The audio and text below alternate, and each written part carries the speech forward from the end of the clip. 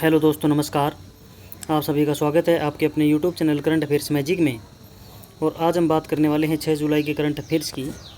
और हमारा पहला क्वेश्चन है कि भारत सरकार ने NHAI अध्यक्ष के रूप में सुखबीर सिंह संधू के कार्यकाल का विस्तार कब तक कर दिया है। तो NHAI में जो हमारा भारतीय राष्ट्रीय राजमार्ग प्राधिकरण है, इसके जो अध्यक्ष थे वो सुखबीर सिंह संधू थे।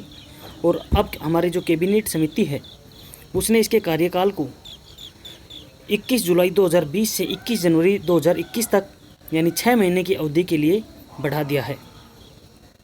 जो सुखबीर सिंह संधू हैं ये उत्तराखंड कैडर के 1988 बैच के IAS अधिकारी हैं और उन्होंने अक्टूबर 2019 में NHAI के अध्यक्ष के रूप में इन्होंने कार्यभार संभाला था। हमारा अगला क्वेश्चन है कि ड्रग डिस्कवरी हैथ कौन। यह 2020 है, इसकी शुरुआत किसने की है।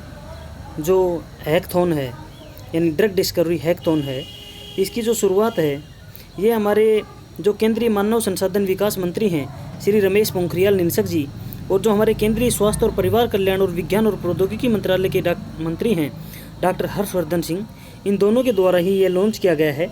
और ये हैकथॉन है जो ये MHRD, AICTE और CSIR की एक संयुक्त पहल की है। और साथ ही में CDAC, माई गवर्नमेंट और सैक्रोडेंजर और सैम एक्शन द्वारा ये भागीदारी इनके अंदर की गई है। और जो ड्रग डिस्कवरी हैकथॉन है ये अपनी तरह की ये पहली राष्ट्रीय पहल है जो दवा की खोज प्रक्रिया को समर्थन करने के लिए शुरू की गई है। और इसके माध्यम से सरकार अंतर्राष्ट्रीय प्रतिभाओं को आकर्षित करने की योजना भी बना रही है, क्योंकि ये जो योजना है ये दुनिया भर के जो पेशेवर हैं, संकाय हैं, शोधकर्ता हैं और भी क्षेत्र हैं जैसे कंप्यूटर विज्ञान है, चिकित्सा विज्ञान है, रसायन विज्ञान है, फार्मेसी है, बुनियादी विज्ञान, जैव प्रौद्योगिकी, इनसे दुनिया भर में भागीदारी के लिए खुला है। हमारा अगला क्वेश्चन है कि लिन डैन ये रिटायर हो गए हैं, ये किस खेल से संबंधित थे। यानी जो खिलाड़ी हैं लिन डैन ये कौन सा खेल खेलते थे, तो ये खेलते थे बैडमिंटन। और ये 2 बार के ओलंपिक बैडमिंटन चैंपियन भी रहे और ये विश्व के नंबर 1 रहे। और चीन से 2 बार के ओलंपिक बैडमिंटन चैंपियन। और इन्होंने इस खेल से अपनी सेवानिवृत्ति की घोषणा कर दी है। और 20 साल के जो इनका कैरियर था टीम के दौरान, उन्होंने 2008 में बीजिंग और 2012 के लंदन खेलों में ओलंपिक के खिताब जीते थे। और लिन डैन ने खेल के सभी जो प्रमुख खिताब भी हासिल किए थे, जिसमें 5 विश्व चैंपियनशिप के स्वर्ण पदक भी इन्होंने जीते थे। हमारा अगला क्वेश्चन है कि भारतीय MSME के लिए ग्लोबल भारत प्रोग्राम किसने शुरू किया है। तो जो ग्लोबल भारत प्रोग्राम है इसको जर्मन प्रौद्योगिकी फर्म है SAP इंडिया, इसके द्वारा शुरू किया गया है। और इस कार्यक्रम को जो वैश्विक रूप से प्रतिस्पर्धी बनाने के लिए भारतीय सूक्ष्म लघु और जो मध्यम उद्योग हैं MSME, उनको डिजिटल तकनीकों से लैस करने के लिए यह डिज़ाइन किया गया है। और SAP है ये इंडिया वैश्विक उद्यम कार्यक्रमों के तहत MSME को उद्यम संसाधन नियोजन सॉफ्टवेयर तक पहुंच प्रदान करेगा। हमारा अगला क्वेश्चन है कि रूस राष्ट्रपति व्लादिमीर पुतिन, इन्होंने राष्ट्रपति चुनाव में जीत दर्ज की है, तो ये किस देश के राष्ट्रपति हैं। तो ये पहले से ही राष्ट्रपति हैं और अब एक बार फिर इन्होंने अपनी जीत हासिल की है और ये राष्ट्रपति हैं रूस के। और अब जो इन्होंने ये जीत हासिल की है इसके बाद वो अगले दशक के मध्य तक यानी 2036 तक सत्ता में बने रहने के लिए तैयार हैं। और जो रूसी नागरिकता संवैधानिक संशोधन है, एक राष्ट्रव्यापी जनमत संग्रह में मतदान किया था यहाँ पर।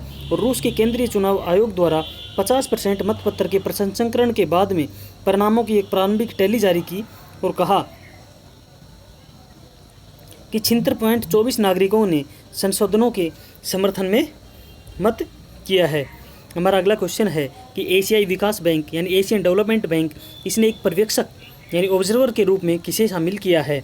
तो इसने शामिल किया है central bank and supervisors network for grinning finance system यानी NGFS को।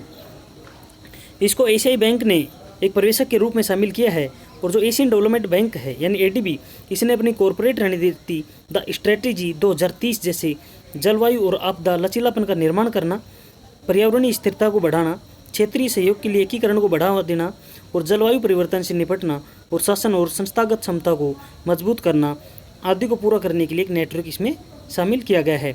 जो हमारे ADB के अध्यक्ष हैं वो हैं मात्सुगु असाकावा।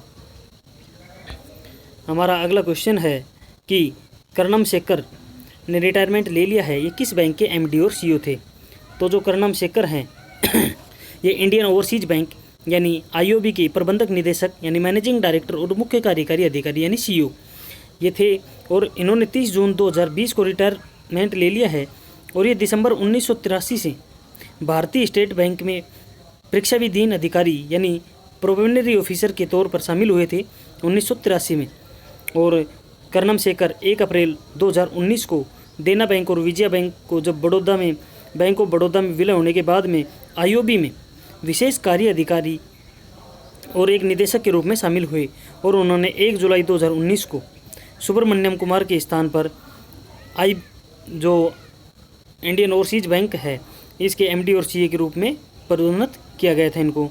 और इंडियन ओवरसीज बैंक का जो हेडक्वार्टर है वो चेन्नई तमिलनाडु में स्थित है और इसकी स्थापना हुई थी 10 फरवरी 1937 को।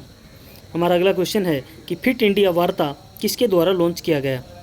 तो जो फिट इंडिया वार्ता है ये हमारे HRD मिनिस्टर हैं जो रमेश पोखरियाल निशंक और खेल मंत्री किरण रिजिजू, इन दोनों ने मिलकर फिट इंडिया वार्ता नाम से एक इंटरैक्टिव सत्र आयोजित किया है।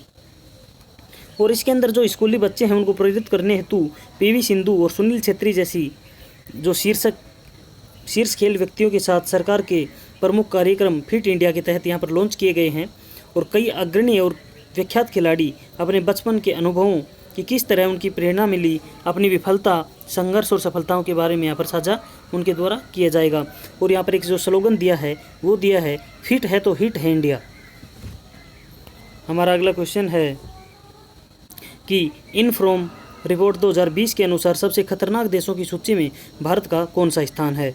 तो जो इनफॉर्म रिपोर्ट की सूची आई है 2020 की, इसके अंदर भारत का स्थान है 31 पर।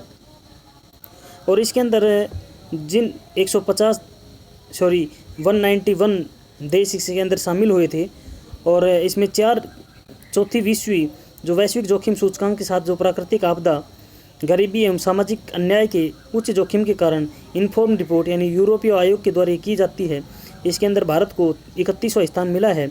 और जो सबसे कम खतरनाक राष्ट्र है वो है सिंगापुर। और उत्तर कोरिया 39वें स्थान पर है और दक्षिण कोरिया है 150वें स्थान पर। जो सोमालिया है ये विश्व का सबसे खतरनाक देश माना गया है और इसके बाद मध्य अफ्रीकी गणराज्य और यमन को सबसे खतरनाक देश माना गया है।